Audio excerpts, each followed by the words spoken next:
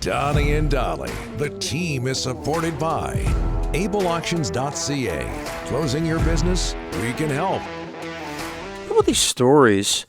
I think it's Frank Cervelli who's tweeted out these stories about Elias Pettersson and the knee problem that he announced at the end of the season interviews took the Canucks by surprise. Yeah. What are you hearing about that? Yeah, we'll find out more tomorrow when we have J.P. Barry, Elias Pettersson's agent, on the show. We'll ask him about that. But everything I've been told that he was dealing with issues health-wise. He wasn't 100%. And he came out, Donnie, on his own and said, I had a knee issue. Then Tocchet said it was tendonitis. Yeah. But Cervelli is reporting that it's an excuse and that Pettersson just is using that as an excuse for, what did he have, 1 goal, 5 assists in 13 playoff games. Obviously numbers not that we would attribute to Elias. You would think he would do better. But did you hear the Canucks didn't know anything about it? I was told all along he was dealing with something. And he came out and said it was a knee. We have to believe what he said. But Cervelli's hinting that maybe he's just using that as an excuse. Well, if it is tendonitis in the knee, it's a pretty good excuse. Yeah. But I find it kind of strange because it was reported. This was on a podcast. Yeah. It was talked about on a podcast by Frank about how the Canucks didn't know anything about it, but then Tocchet went on to say, "Oh, it's tendonitis." Well, I think he said that the Canucks thought he overplayed it, and it wasn't as bad as he was letting it on to be. Let's bring in Craig Button, TSN Scouting Director. He's at the Memorial Cup in Saginaw, Michigan. Craig, thanks for doing this, sir. How are you? I am great. And, just listening to the conversation, I mean, basically somebody's calling Elias Pettersson a liar. I mean, Elias Pettersson came out and told you what he said. Yeah. And to me, straight out of the horse's mouth, straight out of Elias Pettersson's mouth, I mean, bottom line is you got to believe the player. Yep. Craig, you're at the Memorial Cup. London and Saginaw start out 2-0. What's sticking out for you? What's your takeaway after a couple of days? The takeaway is, and I'll give you a couple of takeaways. Takeaways are Drummondville looks like a little bit overmatched, a little bit behind the competition.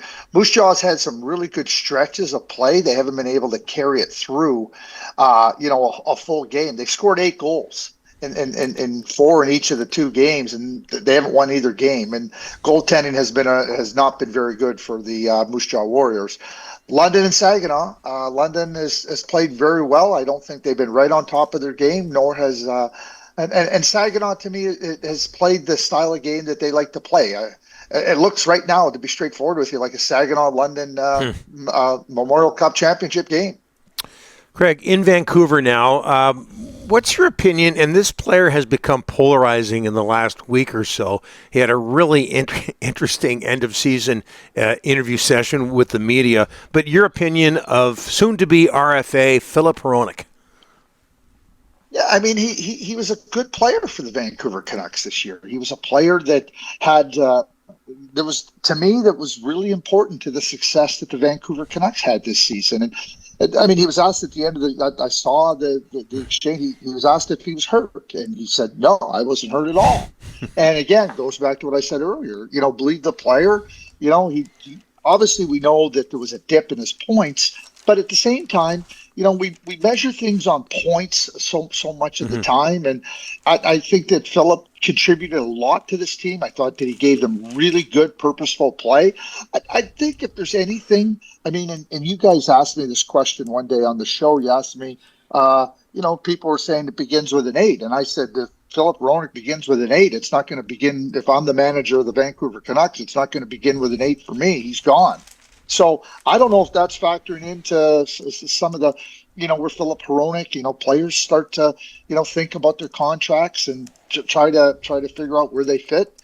Canucks have him for at least another year. I mean, he can go to arbitration. They can find a way to make a deal on a 1-year on a 1-year contract. He'll be in Vancouver next year because I think he's important to the Vancouver Canucks. Hey, Craig, Martin Necas out of Carolina. A lot of teams after him right now. His dad came out in the paper and said the kid wants a good trade. Not that it matters what the dad says. But anyways, tons of teams are calling Carolina. Canucks are one of them.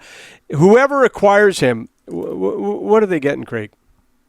Well, I mean, he's a very skilled player. I mean, he's somebody that can play in all situations in the game. He can kill penalties. He can skate. He's got a high skill set, and those types of players are not numerous. And so certainly something like that comes along, and you hear the rumblings. The father comes out. Or it doesn't matter. You make the phone calls. You make the phone calls to say, hey, we're interested.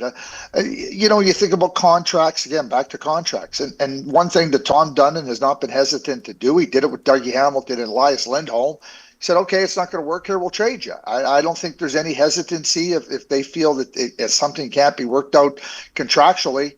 And it's not going to satisfy the player and satisfy their own internal contract, I guess, measurements, that you're going to move along. So now teams know that. I think Carolina has made that clear over the past number of years. So you see if there's a way to get that type of a player. He's a young player. He's a good player. It'll cost you. You don't get these players for nothing. But at the same time, you got to inquire when you hear about potential availability of a player like Necas at that age. And his contract, too, he's an RFA with our Brights, Craig. It's not going to be cheap. Manny Malhotra, new head coach of the Abbotsford Canucks. The Canucks parted ways with Jeremy Colleton. Craig, your thoughts on Manny ending up in Abbotsford? I'm really happy for Manny. I think this is a great step for him. He's been an assistant coach in the National Hockey League. It now gives him an opportunity to go run the bench himself, run a team himself. I mean, everybody has a fondness for Manny Malhotra, and they should. And I think that as you progress in the coaching ranks, if you want to be a head coach, you got to go be a head coach. This gives him an opportunity with a franchise and an organization that he played for. He might not be familiar with the current with a lot of the current management and coaches, but he's familiar with the geography. He's familiar with the fans and everything that goes with it. And I think that his son is going to come out and play in Chilliwack, I believe, in the BCHL. Yep. He was a top pick in the Ontario Hockey League, but Manny's son is looking at taking a different path. And so I think it works out really nicely. I think it works out great for the Vancouver Canucks organization with Manny in Abbotsford. I think it works out great for Manny in his pursuit to be a head coach. And I think it works out great for the Malhotra family with his son, with their son coming out to play in the BCHL. Just fantastic. And Manny's high end. He's quality. Craig, should we be alarmed that Canada finished out of the medals of the World Championships? I think we need a summit. I think that when you start to think about Canada, I think the question should be asked: what was Andre Tournier thinking about in the shootout when he has Owen Power and Damon Severson taking shots?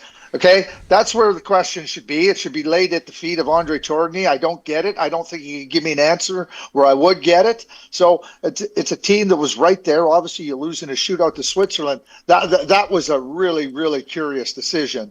And quite frankly, I think it was poor. I think it was a poor when he made it. I don't care if they scored. I think it's a poor decision. Yeah, and Bedard didn't see much time in overtime as well, Craig. I mean, not to pile on here, but that was strange.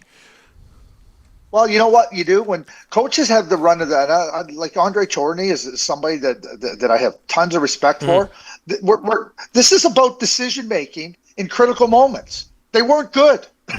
Let's call it. It's not piling on. That's the role. When you're a coach, you better be ready to take the brunt of criticism. You get the accolades. You get the applause when things go right. Well, guess what? You made decisions where it didn't go right. So now it's not piling on. It's fair game. Greg, off to Saginaw and the Memorial. Oh, you're in Saginaw, but off to the Memorial Cup you go. Thanks so much for doing this. We appreciate it. We know you're busy. Yeah. Well, you guys have a great day. Thanks. You bet.